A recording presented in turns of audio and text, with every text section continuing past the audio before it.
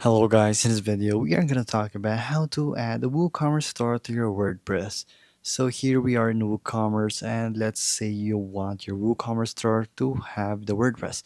So you will have to activate your WooCommerce first. If you have that, it's already going to be okay for you. So for the first thing, you will have to add your products and categories. So let's go through that right now. So when you're adding your own and managing your products, it's pretty simple. So you can choose your products. It's gonna be up to you, and then we're gonna have your interface and editing your products. So you can learn more about that with your woocommerce.com/document/managing products.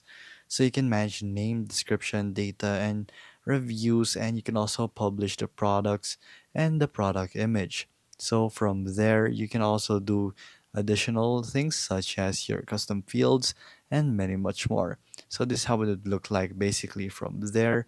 And then let's go back.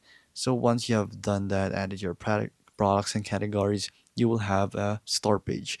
So you will have to set up your store page. Of course, this can be a template or this can be made by shorts code and you will add to the existing pages. So you can do any of those.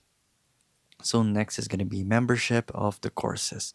If you plan to sell services, you can do so, but if you're selling products, you have to skip this basically. So there, and then from there you will have to decide how to fulfill and ship the orders with payment methods. So we have a separate video on that. And then you'll have to market this, of course, and then basically extract and expand. So from there you're going to be ready to set sail. So you can access this full documentation right here by just going to WooCommerce, and the fastest way to add e-commerce store to your existing WordPress website. And it's just that simple. So you can choose WooCommerce with WordPress. You can integrate it and you just activate WooCommerce basically. And then from there, just add the pages from your WooCommerce, basically import it right here, and it's gonna be really easy. So there you go, guys, and that's how you do it. If this video was helpful, please hit the like button and don't forget to subscribe.